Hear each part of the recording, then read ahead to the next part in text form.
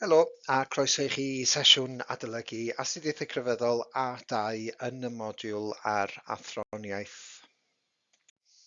Heddiw yma, da ni yn mynd i fanylu a chanolbwyntio ar Sigmund Freud a'i agwedd o, a'i theori fo am y meddwl crefyddol. So, da ni'n mynd i edrych ar seicoleg crefydd ac da ni'n mynd i geisio sicrhau eich bod chi'n atgyfnerthu eich dealltwriaeth chi fan hyn o beth yw barn neu beth oedd barn Sigmund Freud am y meddwl crefyddol. Bi am i ni edrych yn gyntaf ar beth mae'r fanyleb yn gofyn eich bod chi yn ei ddeall am waith Sigmund Freud ar y meddwl crefyddol. So felly, yr syniad yn amlwg bod cred grefyddol yn gynnyrch yn dod o'r meddwl dynol, bod e'n gweld crefydd fel rhith, illusion, i fod e'n ystyried mai niwrosis cyffredinol mae pobl yn ei ddioddau ydy yr meddwl crefyddol.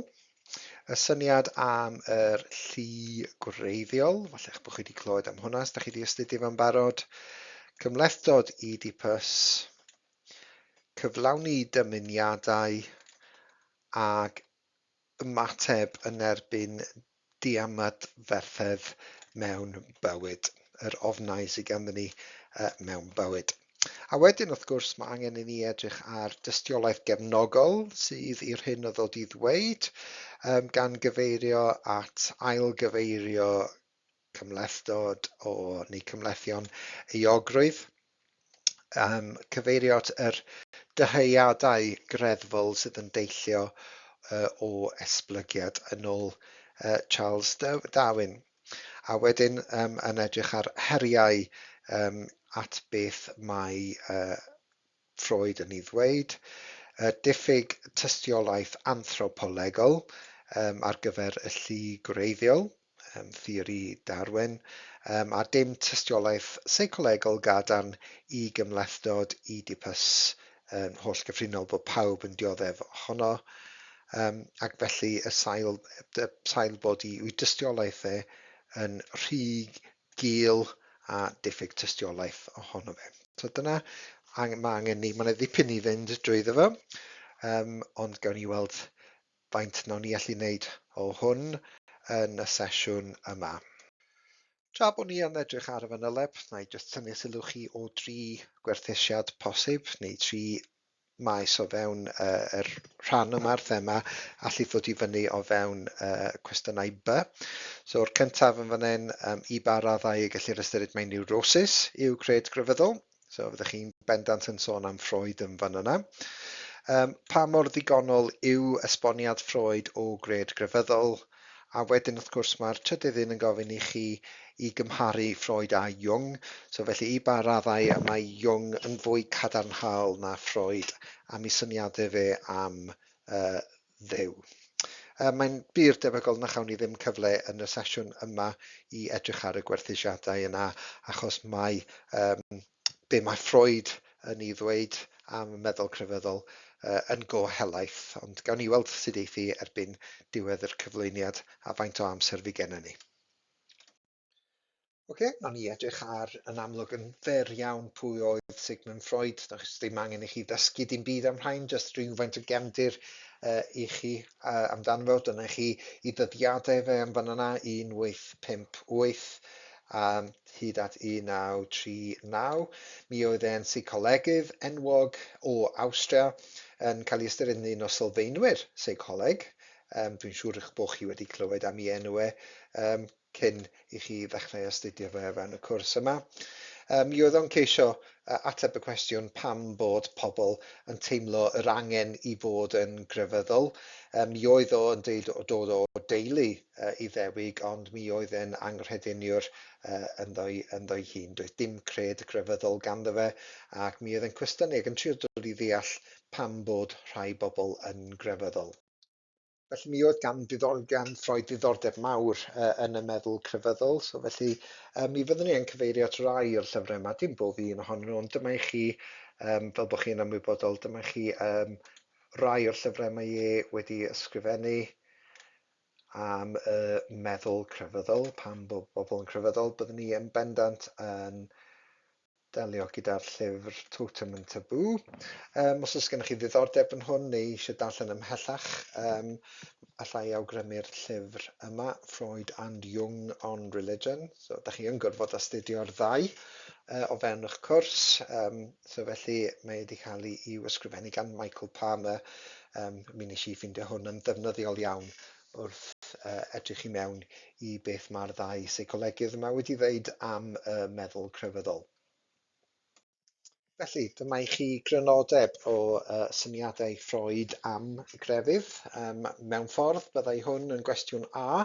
Os da chi'n cael cwestiwn A yn gofyn i chi i esbonio syniadau Freud am y meddwl crefyddol, byddai hwn yn rhyw fath o restr i chi neu gynllun i chi i geisio esbonio'r syniadau yma sydd i weld ar y sgrin. Beth am i chi i wasgu y bwtwm saib a gweld ydych chi'n gallu esbonio rhain yng nghyd-destun Freud a'r meddwl crefyddol. Felly gan i weld, awn ni drwy'r rhain yn ystod y cyflwyniad. I chi gael gweld eto y syniad mae rhith yw crefydd, dyw e ddim yn reality allanol. Mae yr hyn da ni'n galw'n rydweithiol, y meddwl sydd wedi creu Duw. Nid Duw sydd wedi creu'r meddwl dynol a'r bobl. Mae'n gynnyrch o'r y meddwl yn unig. Mae'r ffaith bod yn gweld mai syniad plentynnaidd yw y meddwl crefyddol. Dwi'n siŵr os da chi wedi astudio hwn yn barod eich bod chi wedi cael eich brawychu gan gymlethdod Oedipus. Awn ni mewn i hwnna. Ac allan o hwnna, mae ganddyn ni be mae'r fanyliad yn gofyn i chi ofyn. Oes na dystiolaeth hanesyddol bod o'n iawn am gymlethdod Oedipus, ydy o'n bodoli? Mae Freud yn dweud bod ganddo fo dystiolaeth hanesyddol yn ei lyfr Totem and Taboo, a mae ganddo fo dystiolaeth wyddonol hefyd yn ôl damcaniaeth haid o wreiddiol. Fe iawn i edrych ar hwnna hefyd. Mae crefydd yn ôl fe'n yn alldafliad o ofnau ac euogrwydd sydd yn tabw, sydd yn dod o ran o'r meddwl anymwybodol, yr id. Mae'n dweud mae neurosis obsesiynol ydy bod yn grefyddol, ac mae'n dweud nad yw e ddim byd mwy na'r rhestr o ddymuniadau wishlist llwyr ydy o. So fi awn ni drwy'r rhain yn ystod y cyflwyniad yn fan hyn i sicrhau eich bod chi'n deall beth mae wedi bod yn dweud am bob un ohonyn nhw. Rwan, yn gyntaf, os da chi ddim yn ymwybodol o waith Freud, mae angen yn bod ni'n mynd drwy'r faint o'r cefndir o sut oedd e'n gweld yr meddwl dynol. So mi oedd yn sôn bod yna ran o'r meddwl da ni ddim yn ymwybodol ohono, yr meddwl anymwybodol. Ac yn ôl Freud, mi oedd yna 3 rhan i'r meddwl neu'r personoliaeth dynol, sef y 3 da chi'n weld ar y sgrin, sef yr id, yr hwn sy'n cael ei alw'n meddwl anymwybodol, the unconscious mind. Mae gennych chi'r ego, a mae gennych chi yr uwch ego. A mae'r 3 yma yn gweithio hefo'i gilydd mewn un ffordd, ond maen nhw yn wahanol iawn i'w gilydd. So unwaith eto, dyma chi'r id, yr meddwl anymwybodol, yr ego a'r uwch ego. Mae'n bwysig bod chi jyst yn gwybod rhywfaint amdan sut mae am rhain a sy'n gweld sut maen nhw yn gweithio. So felly hwn sydd yn bwysig ar ein cyfer ni fan hyn. Dyma ble mae crefydd yn cael ei greu gan rai bobl oherwydd beth sydd yn yr id. So mae'r id yn rhan anymwybodol o'r meddwl dynol, ac mae e'n llawn chwantau a dyheuadau, desires, sydd yn sbarduno pobl. Mae yr id yn llawn awydd am bleser o unrhyw beth. So felly mae yr id efo awydd, dyma ble mae'r awydd rhywiol, yr libido i'w gael. Dyma ran nad ydyw bobl eraill yn ei weld, nad da ni ddim yn llwyr ymwybodol ohono fo. Mae e'n llawn greddfau na fyddai cymdeithas yn ei derbyn. Mae e'n llawn pethau byddai cymdeithas yn ddeithio ni sydd yn tabw, yn bethau byddai ni ddim yn fod i fynd yn agos at nhw yn yn bywyd beunyddiol. Mae'r meddwl crefyddol yn deillio, yn dod o broblemau os hoffech chi sydd gan rai bobl o beth sydd yn mynd ymlaen yn yr id. Mae yr ego yn ran ymwybodol o'r meddwl ac mae'n ceisio delio gyda reality bywyd o'n cwmpas ni bob dydd.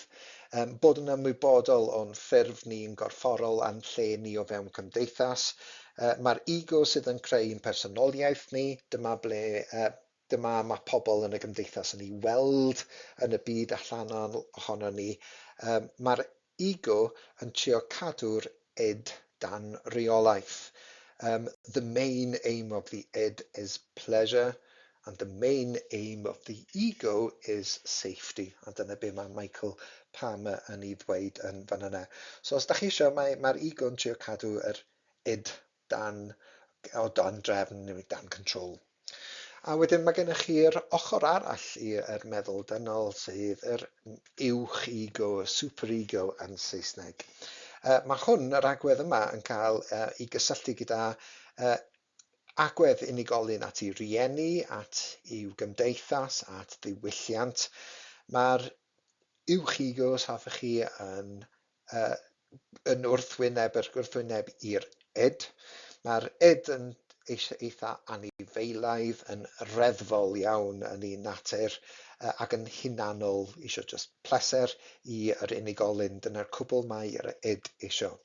Mae'r uwch ego yn ceisio ymddwyn yn berffaith os hoffech chi, yn trio rhoi cydweibod cryf i chi am bopeth, ac os oes neu rhyw fath o atgofion neu deimladau sydd yn wrthgymdeithasol yn yr id, sydd yn hunanol, yna mae lle'r uwch ego ydi trio cadw balans o fewn hwnna.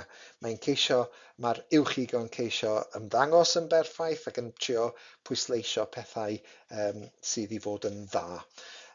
Mae gwerthoedd, da chi'n ei weld gan rieni, gan ddiwylliant ac gan addysg yn cael ei pasio yma fel normau ymddygiad camladwy, a dyma lle da chi'n gweld yr uwch ego yn trio cadw cydbwysedd. So mae'r id, yr ego, a'r uwch ego yn brwydro yn erbyn ei gilydd, ond eto maen nhw yn gweithio efo'i gilydd. Mae hyn yn gallu achosi dryswch seicolegol. Mae'r ego yn ceisio atal yr id ymddangos yn y byd tu allan. Hynny yw, mae'r id yn llawn syniadau gwrth gymdeithasol, tabŵs, hunanol, dilyn greddf a chwantau mae o eisiau wneud, ble mae cymdeithas drwy'r uwch ego yn trio sicrhau bod yr id yn cadw cydbwysedd ac yn trio cadw safonau o'r hyn sy'n cael ei dysgu ni gan rieni, gan gymdeithas a gan addysg. So felly mae'r tri yma, mae'n bwysig bod chi'n dod i ddeall ond yn amlwg o ran y meddwl crefyddol, dyma'r id hwn sydd yn achosi y meddwl crefyddol yn ôl Freud. So felly un o'r pethau da chi fod i yn ymwybodol ohono fo ydi yn amlwg bod Freud yn gweld nad oedd Duw, crefydd, ddim yn bodoli yn y byd iawn. Doedd Duw ddim yn reality allanol. Mi oedd Duw yn rhith. Mi oedd crefydd yn rhith, yn illusion, oedd yn ymddangos bod e yna, ond doedd o ddim yna go iawn. So felly mi oedd o di tyfu fyny mewn teulu Iddewig fel crefydd, ond i hun mi oedd e yn anghrediniwr. Roedd yn gwrthod y syniad o Dduw yn gyfan gwbl fel reality allanol, bod Duw actually yn bodoli. I Freud yn y meddwl yn unig oedd Duw yn bodoli ac crefydd yn bodoli. Dyma sy'n cael ei alw yn rhydweithiol. Mae'r rhydweithiol yn fan hyn gynnech chi, cynnyrch y meddwl dynol yw crefydd. Mae'n achosi i bobl berfformio defodau, rituals crefyddol, di-ystyr sydd eb unrhyw sail mewn gwirionedd. Maen nhw'n ddi-bwrpas, does dim pwynt iddyn nhw. So mi oedd yn gweld mai illusion, mai rhith oedd crefydd, cynnyrch y meddwl yn unig, tydi Duw ddim yn reality allanol. Pwynt nesaf ar y fanyleb sydd angen eich bod chi'n gwybod ydy bod yn gallu gweld bod unrhyw un sydd yn grediniwr crefyddol yn cael ei weld yn blentynnaidd iawn, yn childish iawn. So felly, pan ydych chi'n ystyried am beth yw cyfrifoldeb rhieni, mae rhieni yna i edrych ar yn ôl ni, i wneud siŵr bod nhw'n rhoi sicrwydd i ni, ac pan fyddwch chi yn blentyn bach, mi ydyn ni'n troi at yn rhieni a mi ydyn ni'n gobeithio y bydden nhw'n gwneud pob peth yn iawn ac yn edrych ar ôl ni ac yn sicrhau bod nhw yna i ni. Ond wrth i ni dyfu fyny, mae pobl yn fod i aeddfedu, a da ni fod i ddod yn fwy annibynnol a sefyll ar yn traed yn hunain, ac mi ydan ni fod i ddelio gyda pethau sydd yn digwydd yn y byd yma. Ond mae rhai pobl yn methu delio gyda hyn, bod nhw ar ben eu hunain a bod yna bethau ofnadwy yn gallu digwydd a bethau pwerus iawn yn gallu digwydd yn y byd yma, a does gennym ni ddim lawer iawn o bwer yn erbyn rai bethau sy'n digwydd yn y byd yma. Da ni'n teimlo'n ddi-ymadferth, ac felly mae rai bobl yn methu delio gyda reality bywyd. Dyn nhw ddim yn gallu delio hefo bywyd creulon sydd yn llawn pethau fel dioddefaint yn y byd yma, ac dyn nhw ddim yn gallu troi at i'w rhieni ac yn teimlo falle bod i'w rhieni nhw ddim yn gallu gwneud pethau tuag at i'w cysuro nhw a'i helpu nhw mewn bywyd. Felly gan nad ydyn nhw ddim yn gallu troi at i'w rhieni i allu delio hefo bygythiadau yma sydd mewn bywyd, yn ôl Freud, mae crefydd yn cwrdd â yr anghenion yna sydd gan fodau dynol i drio teimlo'n ddiogel. Mae yna ddau brif fygythiad mae pobl yn ei deimlo yn ôl Freud. Da chi'n gweld yr un cyntaf yn fyna, bygythiadau naturiol. Mae rhain yn bethau pwerus iawn, meddylech am stormydd, meddylech am ddaeargrynfeydd, llosg fynyddoedd a'r holl bethau pwerus yma yn y byd naturiol. Da ni methu rheoli rhain fel pobl, felly da ni eisiau teimlo'n ddiogel, ac felly mi ydyn ni'n creu Duw sydd yn gallu rheoli sydd yn hollbwerus, ac felly yn gallu rheoli pethau sydd yn digwydd yn y byd naturiol. Mae bygythiadau grym natur mor bwerus ac ofnus i ni, rhaid i ni greu Duw hollbwerus i'w rheoli nhw, ac mae hwnna'n gwneud i ni deimlo yn well. Yr ail beth sydd ganddyn ni ofn ydy bod ganddyn ni yn chwantau dynol, yn desires ni. Ac mae ein chwantau ni yn gryf iawn, yn enwedig yr greddfau a'r chwantau rhywiol sydd yn digwydd, yr hyn da ni'n alw yn libido, yr awydd i gael pleser rhywiol. So mae hwnna yn ein cryf o fewn pobl, a mae greddf ymosodol i ladd, aggression ynddo ni hefyd. Yr teimladau yma sydd ganddyn ni i ymosod ac i ladd. Mae rhain yn ddwy reddf neu'n ddau reddf, mae hwn yn ddau reddf sydd yn bwerus iawn ynddo ni, a mae gennym ni ofn y greddfau yma sydd tu mewn i'n meddyliau ni o fewn yr id, os ydych chi'n meddwl amdan y rhan yna sydd yn hunanol iawn. So felly mae gan grefydd set o reolau sydd yn rheoli ar y chwantau neu'r greddfau yma sydd ganddyn ni yn y meddwl dynol yn yr id. So dwi eisiau chi feddwl, os wnewch chi wasgu y botwm saib am funud, a gweld a fyddwch chi'n gallu meddwl am enghreifftiau ble mae crefydd yn trio cadw yr greddfau a'r chwantau rhywiol dan reolaeth. Da chi'n gallu meddwl am reolau o fewn crefydd sydd yn ymwneud â rhyw ac ymddygiad rhywiol, sydd yn trio cadw nhw o dan drefn, ac yn amlwg gallwch chi feddwl am unrhyw beth o fewn crefyddau sydd yn dweud bod ymosod a lladd pobl yn anghywir. Gwasgwch y botwm saib a triwch feddwl a fyddwch chi'n gallu rhoi enghreifftiau yn fan yna o crefydd yn ceisio cadw trefn ar yr greddfau, y desires, chwantau yma sydd gan bobl. Wel, dwi'n gobeithio bod chi wedi gallu meddwl am rai pethau. Mae crefydd yn dweud am ryw sydd yn trio cadw trefn ar ymddygiad rhywiol bobl. Mae gennych chi reolau'n ymwneud â hefo Pwy ydych chi fod i gael i'r rhyw? Os ydych chi'n edrych yn Leviticus, mae e'n rhestru fan yna pa fathau o ymddygiad rhywiol sydd yn foesol gywir, ac mae e'n nodi'n fan yna pethau sydd yn anfoesol. Mae gennych chi'r syniadau am ryw cyn priodi, a mae gennych chi syniad am gyfundrhywiaeth, bod dau berson o'r un rhyw yn cael rhyw efo'i gilydd. Dyma i chi enghreifftiau o reolau sydd yn ceisio cadw trefn ar reddf rhywiol sydd gan bobl. Ac os chi'n edrych ar y greddf mae'n dweud am ymosod a lladd, yn sicr fyddwch chi'n meddwl am na ladd yn y deg orchymyn, sydd yn dweud chi bod lladd rhywun yn anghywir, y syniad eich bod chi fod i garu eich gilydd, caru eich cymydog, eich bod chi yn hollol ochr arall i ymosod ac i ladd rhywun, a'r syniad yma bod bob bywyd yn arbennig. So felly dyna i chi sut mae crefydd yn fan hyn yn cwrdd â anghenion seicolegol ni. Mae gennym ni'r ofnau y chwantau yma sydd yn bodoli yn yn edni, ac felly mae crefydd fel rhan o'r uwch ego wedi cael ei greu mwyn cadw yr greddfau yma dan reolaeth.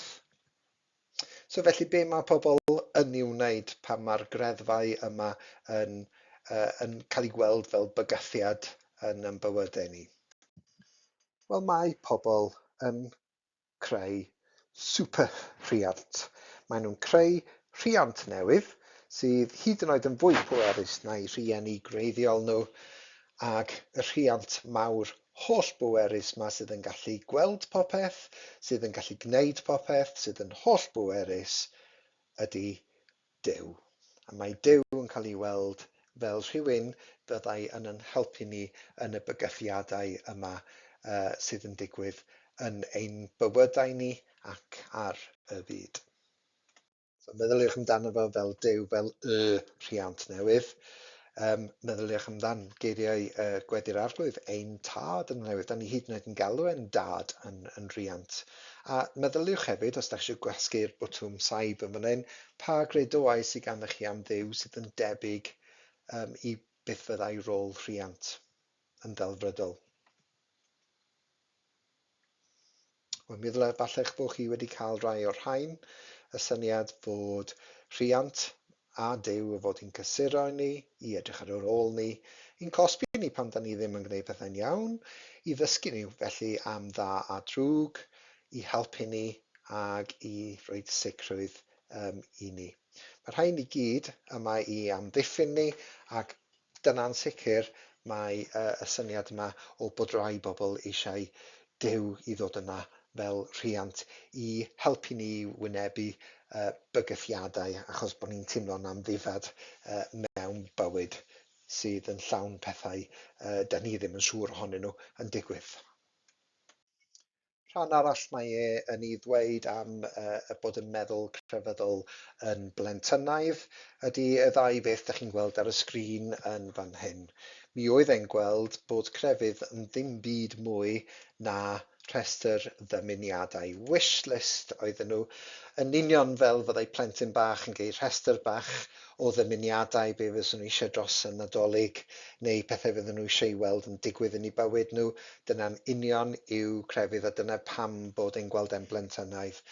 Bod bobl crefyddol eisiau bod yn rhywun yna i edrych ar eu holen nhw, i'w amddiffyn nhw, i wneud siŵr bod nhw'n ddiogel, i wneud siŵr bod nhw'n iach, i wneud siŵr bod eu teulu nhw'n iawn, i wneud siŵr bod eu bywyd nhw'n iawn, a cwbl ydy hwn, ydy rhestr o ddymuniadau da ni eisiau, ond dyw e ddim byd mwy na just rhestr.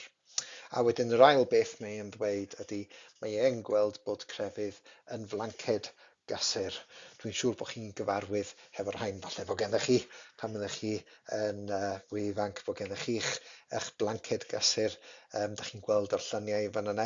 Mae'r blancedi yma yn rhoi cysur i blant fel maen nhw'n tyfu i fyny. Gneu nhw deimlo bod gen nhw rhywun wrth i ochr nhw yna hefo nhw o hyd. Wel, yna sicr, dyna fi oedd yn weld o syniadau bobl crefyddol am Dduw. Rwy'n sydd yna o hyd i chi i neu chi deimlo yn ddiogel. Mi oedd Freud hefyd yn gweld bod bobl crefyddol yn arddangos yr hyn oedd o'n cael ei alw'n teimlad cefnforol, the oceanic feeling oedd yn cael i'w sôn amdano, sef teimlad cyfriniol, teimlad mystical iawn, cryf. Dwi'n siŵr bod chi wedi sôn am hwnna yn eich cwrs profiadau cyfriniol yn eich cwrs ym mlwyddyn 12, yn eich cwrs AS. Y teimlad cryf yma sydd gan bobl crefyddol i geisio uno gyda Duw, dod yn un gyda Duw. Canlyniad y teimlad cefnforol, yr oceanic feeling yma oedd crefydd. Roedd hwn yn deimlad cyffredin, oedd pawb yn ei deimlo medda fe. Oherwydd y nofnau ni, roedd bobl eisiau teimlo'n ddiogel, a mi fydden nhw fel unigolion yn cofio am pa mor ddiogel oedden nhw'n teimlo yng nghyrff i'w mham, ac felly mi fydden nhw'n ysu i gael y diogelwch yno. So byddai babi yn uno gyda'r fam tra oedd yn y groth, felly mae pobl eisiau teimlo fod yn uno hefo rhywbeth pwerus yn y byd, ac felly maen nhw'n teimlo bod nhw eisiau uno gyda rhywbeth pwerus fel Duw. Rhan arall o gefndir yr hyn mae Freud ydi ddweud all fod yn defnyddiol i chi i ddeall ydy bod e wedi edrych ar sut mae'r seici, y meddwl dynol yn datblygu, ac mae'n dweud bod yr seici, yr meddwl dynol, yn datblygu yn yr 18 blwyddyn cyntaf o fewn bywyd person. Ac felly mae'r camau o fewn yr 18 blwyddyn yma, maen nhw'n disgyn i mewn i 5 cam. So mae gennych chi'r cam geneuol, cam oral, cam lle mae y geg sydd yn rhoi y pleser mwyaf i fabi. Meddylwch mae babi yn signo i fawd neu dymu, a dyma sut mae babi'n dechrau dod i ddeall y syniad o bleser. So mae'r id yn gryf iawn, fel nes i ddeutha chi'r blaen, mae'r id eisiau yw pleser, ac mae'n hunanol iawn. So felly dyna'r cam cyntaf.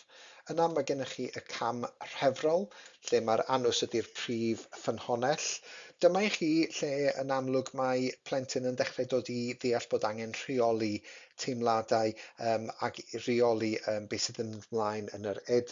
Meddylwch am potty training, mae e yn trio dysgu nawr bod cyfnodau ble ddyle fo rheoli ei hun pan mae'n dod i fynd i'r tŷ bach, er enghraifft, mae angen ffrwyno a dechrau meddwl. So dyma chi ble mae'r id yn dechrau cael i'w reoli.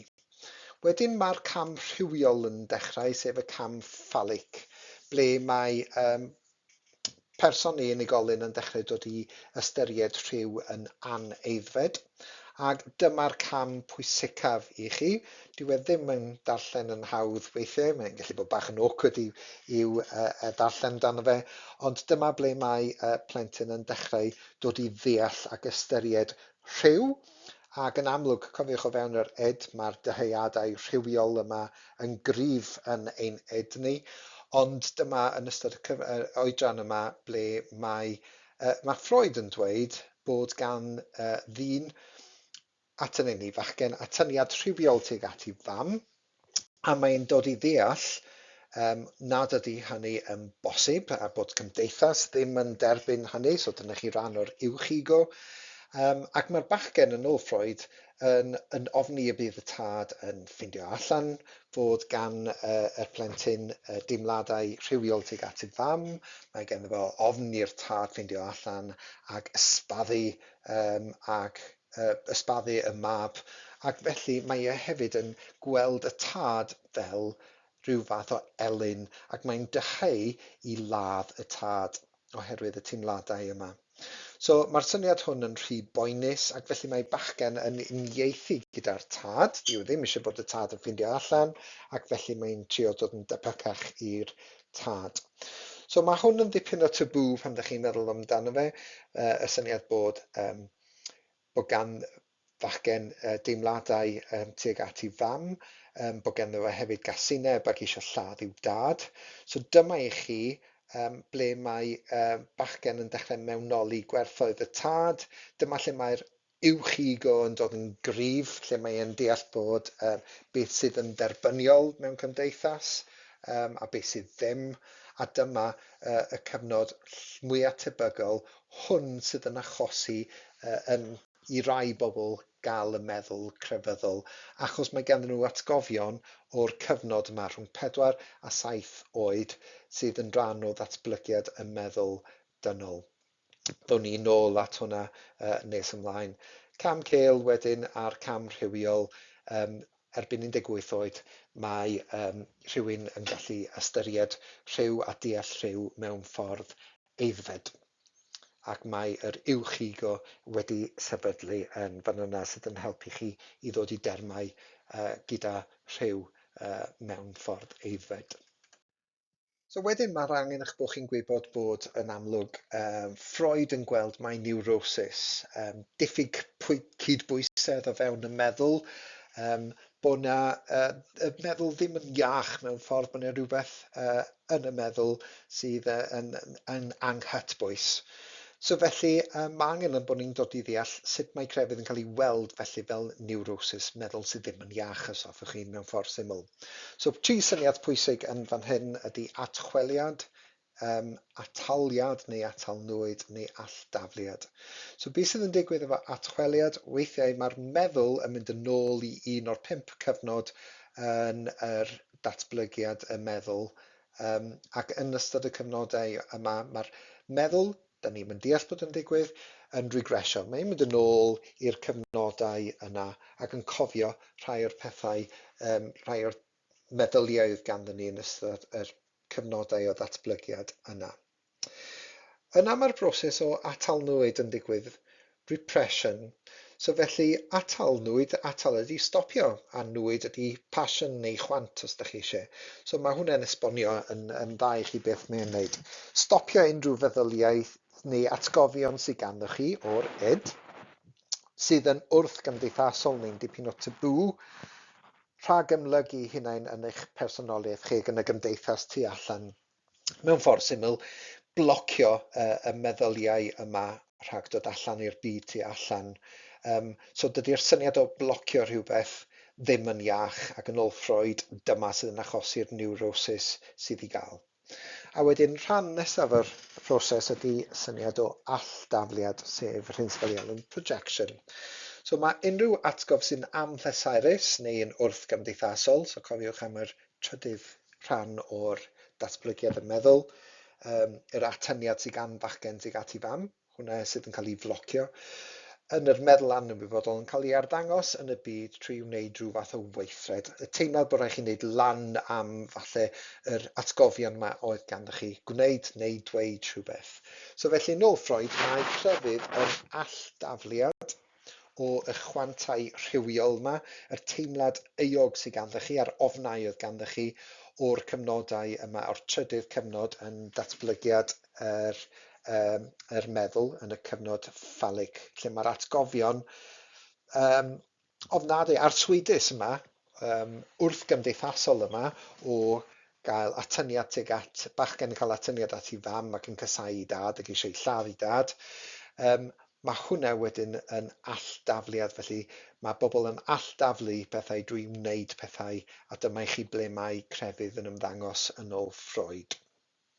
So mae pobl crefyddol yn methu delio gyda yr atgofion o'r cam ffalic, ac felly maen nhw'n blocio fe, atalnwyd, ac mae hwnna wedyn yn cael ei alldaflu drwy wneud pethau gwahanol yn y byd tu allan, a dyna yr arferion a'r defodau sydd i weld mewn crefydd. So ataliad neu atalnwyd ydy atal meddyliau, proses sydd yn stopio atgof neu deimlad o unrhyw ddigwyddiad amhleserus neu sy'n wrth gymdeithasol rhag pasio ymlaen i'r meddwl ymwybodol. Blocio atgofion traumatic neu meddyliau drwg ydy o. Mae ataliad meddyliau yn amddiffyn y meddwl ymwybodol rhag gorfod delio gyda emosiynau o'r gorffennol. Meddyliwch amdano fe fel math o bouncers da chi eisiau yn trio stopio yr atgofion amhleserus o'r gorffennol i ddod i'r meddwl ymwybodol. So dyna chi lun, dyna chi yr meddwl anymwybodol a yr atgofion traumatic yn fanna, dyna'r bouncer yn trio stopio fo rhag dod allan i'r byd a'r meddwl ymwybodol allan mewn cymdeithas. Felly dyma i chi sail theori Freud ydy hyn sy'n cael ei alw'n cymlethdod Oedipus, the Oedipus complex. Mae werth i chi ddarllen chwedl Oedipus, chwedl Roegaidd ydy hi, am frenin o'r enw Oedipus sydd yn lladd ei dad ac yn priodi ei fam. Mae hwnna'n cael ei weld fel cefndir i beth sy'n cael ei alw'n gymlethdod Oedipus. Ac yn ôl Freud, mae pawb yn dioddef o hyn. Yr atgofion yma sydd ganddo chi, lle chi weld hyn yn cyd-fynd gyda yr chwedl, bod bachgen hefo atyniad at ei fam, sef Oedipus yn priodi ei fam, ac yn casáu ei dad ac eisiau lladd ei dad. Mae rhain yn taboos, maen nhw'n wrthgymdeithasol, meddyliwch am yr uwch ego sydd yn dysgu chi bod pethau mae gyd yn anghywir, ac felly dyma sydd yn wraidd i'r meddwl crefyddol. Falle fyddwch chi jyst yn darllen chwedl Oedipus yn gyflym, mae'n fersiynau i gael ar y we. Does dim angen i chi ddysgu'r stori na dim byd, jyst bod chi'n ymwybodol o ble mae'r term cymlethdod Oedipus yn dod. So oherwydd yr Oedipus complex, y cymlethdod Oedipus, mae bobl yn blocio yr atgofion traumatic yma, mae pawb yn ei deimlo i fod, ac canlyniad ydy hynny, os ydych chi yn atal nwyd yn digwydd neu ataliad yn digwydd bod chi'n blocio'r atgofion yma, mae yn gallu achosi neurosis mewn pobl. A'r math o neurosis mae'n greu ydy un obsesiynol. Dwi'n siŵr bod chi'n ymwybodol o bobl sydd yn dioddef o OCD, Obsessive Compulsive Disorder. Mi oedd yn edrych ar ei gleifion ac yn gweld tebygrwydd mawr rhwng bobl oedd yn dioddef o OCD a'r hyn oedd bobl crefyddol yn ei wneud. Gwasgwch y bwyswm taib a tiwch restru rhai'r pethau fyddwch chi'n gysylltu gyda rhywun sy'n dioddef o Obsessive Compulsive Disorder. A mi ddylech bod chi falle wedi meddwl am rai o'r rhain, gosod dillad neu clustogau mewn trefn arbennig, gorfod cyffwrdd rhywbeth nifer o weithiau, gorfod checio rhywbeth sawl gwaith neu ar nifer arbennig o weithiau, obsesiwn glendid. Dyma chi mathau bethau obsesiynol fyddai rhywun yn ei gweld, neu ofergoelion peidio cerdded dan ystol neu rhywbeth tebyg i hynny. So felly, mi oedd o'n gallu gweld o fewn crefyddau, os da chi'n gallu pwysau bwtwm saib o'n hyn, llwch chi feddwl am bethau, fyddwch chi'n edrych yn nhw, fyddai'n gallu cael ei gweld fel pethau obsesiynol o fewn crefyddau. Tiwch feddwl. Fyddwch chi falle wedi meddwl am rhaid ymolchi cyn gweddio, mae rhaid yn mynd i rywle unwaith yn eich bywyd fel Mecca, bod rhaid gweddio 5 gwaith y dydd, nid 4, nid 6, ond 5.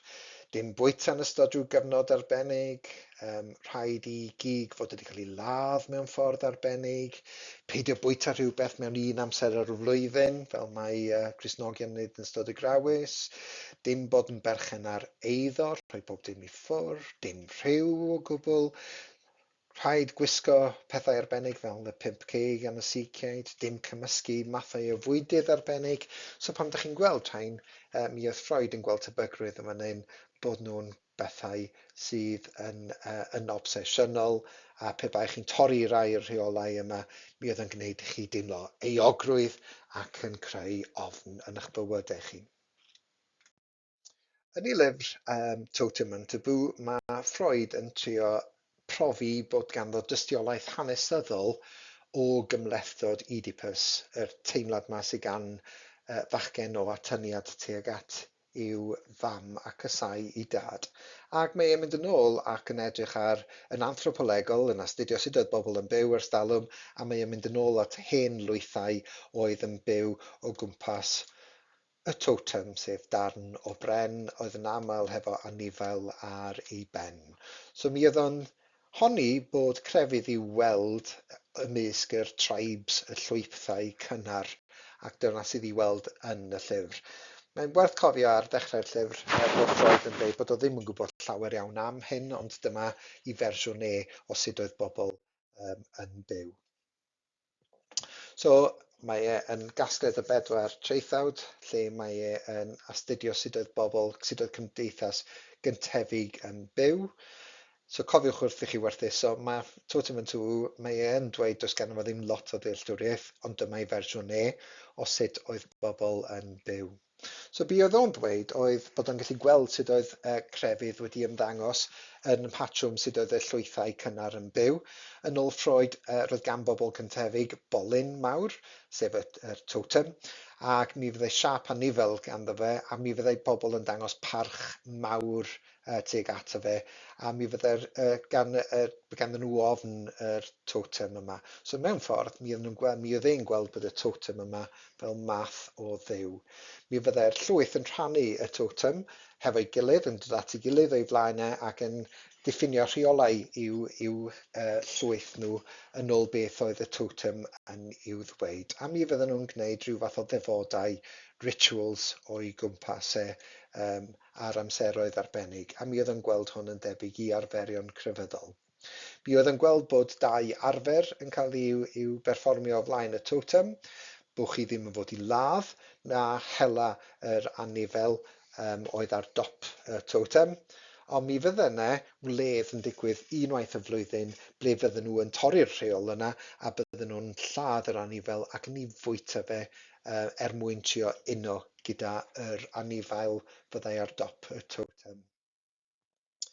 So felly o ble ddath y totem yn ôl theori Freud oedd bod yr llwythau yma wedi cael eu trefnu'n batriarchaidd. Mi oedden nhw'n cael eu rheoli gan un dyn pwerus. Byddai'r patriarch yma, yr arweinydd oedd yn ddyn, oedd yn wrywaidd, roedd ganddo bŵer dros pawb a phopeth o fewn yr llwyth.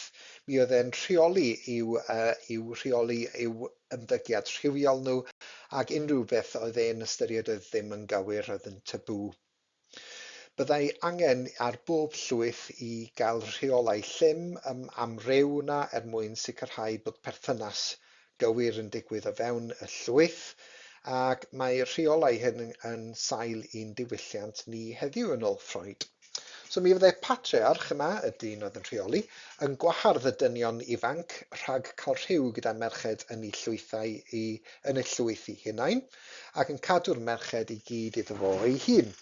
Byddai'r dynion ifanc yn dod at ei gilydd oherwydd y chwant, yr dyheuadau rhywiol mae ganddyn nhw, a mi fydden nhw'n gwrthryfela achos bod nhw'n casau bod y patriarch yn cael y merched, mi fydden nhw'n gwrthryfela ac yn lladd y patriarch mwyn gwireddu i'w chwant rhywiol nhw i gael rhyw gyda merched o fewn y llwyth.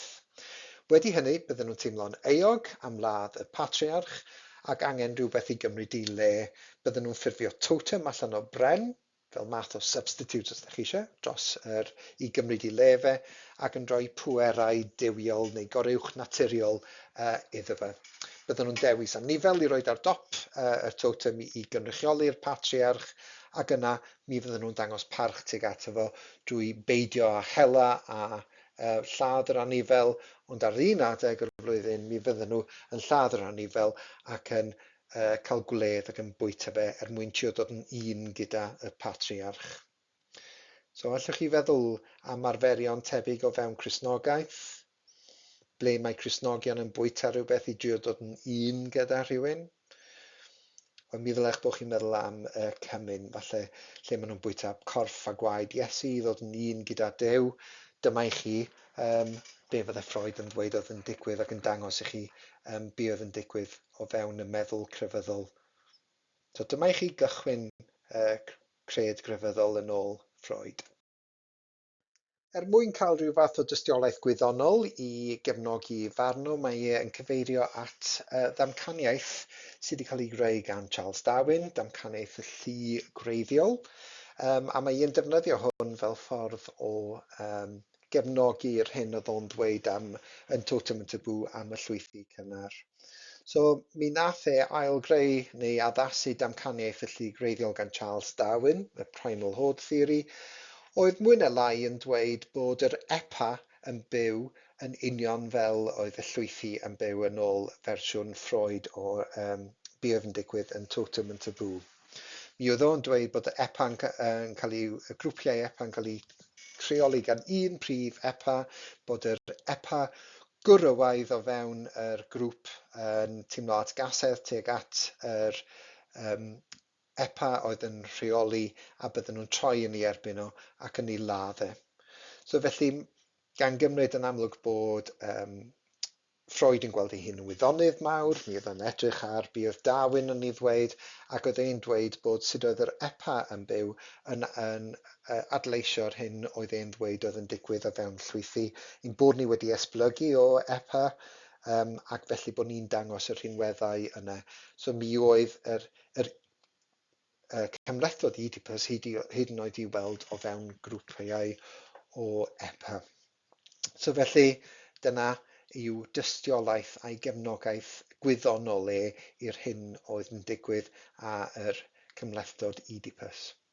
Felly, da ni wedi edrych yn brysiog iawn, ond mae yna lawer iawn i ddweud am be mae Freud wedi ddweud am y meddwl crefyddol, ond gadewch i ni weld, da ni wedi edrych ar dyw crefydd ddim byd mwy na rhestr o ddymuniadau, mae nhw yn blentynnaidd, achos bod ni'n methu delio efo bywyd, tydi e ddim yn reality yn y byd tu allan, mae'n rydweithiol y meddwl sydd wedi creu Duw i wneud nhw deimlo'n fwy diogel.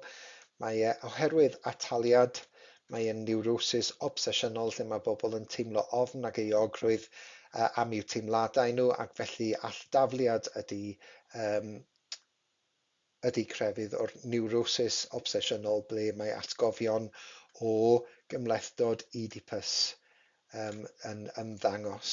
Mae e'n trio cael tystiolaeth hanesyddol o gymlethdod Oedipus wrth edrych ar sut oedd yr llwythau cynnar yn byw a'r teimlad tuag at y patriarch, a mae e hefyd yn trio cael tystiolaeth wyddonol gan Darwin o ddamcaniaeth yr haid wreiddiol sydd yn honni bod yr EPA yn casau y tad oedd yn rheoli y grŵp ac yn ei laddu.